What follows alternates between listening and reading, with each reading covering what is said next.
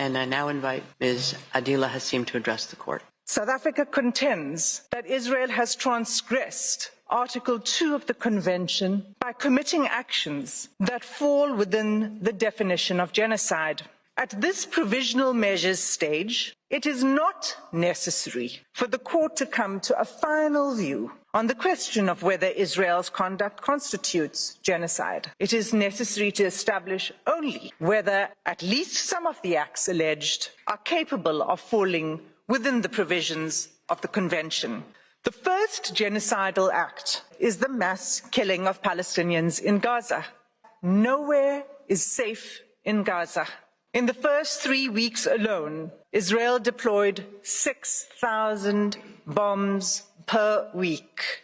At least 200 times it has deployed 2,000-pound bombs in southern areas of Palestine designated as safe. Israel has killed an unparalleled and unprecedented number of civilians with the full knowledge of how many civilian lives each bomb will take.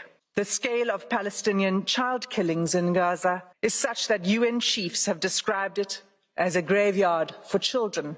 The second genocidal act is Israel's infliction of serious bodily or mental harm to Palestinians in Gaza. Israel's attacks have left close to 60,000 Palestinians wounded and maimed.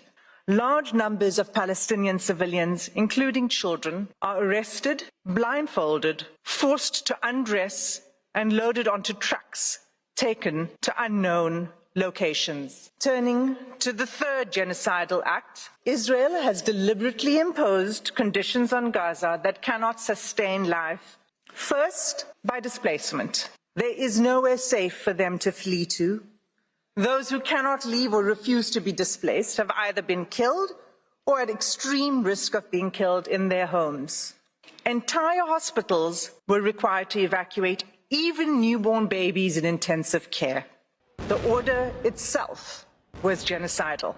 Houses and infrastructure, I quote, have been razed to the ground, frustrating any realistic prospects for displaced Gazans to return home. The destruction is celebrated by the Israeli army, erecting the Israeli flag over the wreckage, seeking to re-establish Israeli settlements on the rubble of Palestinian homes. Israel's conduct has been deliberately calculated to cause widespread hunger, dehydration, and starvation. An unprecedented 93% of the population in Gaza is facing crisis levels of hunger. More Palestinians in Gaza may die from starvation and disease than airstrikes. Israel has deliberately inflicted conditions in which Palestinians in Gaza are denied adequate shelter, clothes, or sanitation. Cases of diarrhea in children under 5 years of age have increased 2,000%. The fourth genocidal act, the healthcare of infrastructure in the Gaza Strip, has been completely obliterated. Israel is blocking the delivery of life-saving aid, including essential medical kits for delivering babies. All of these acts form a calculated pattern of conduct by Israel, indicating a genocidal intent. The facts before the court today are sadly even more stark, and like the Gambia-Myanmar case, deserve and demand this court's intervention.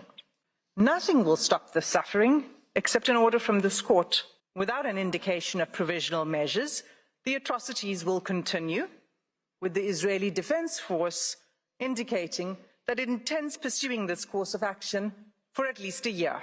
In the words of the UN Under-Secretary General, you think getting aid into Gaza is easy? Think again. 3 layers of inspections before trucks can even enter.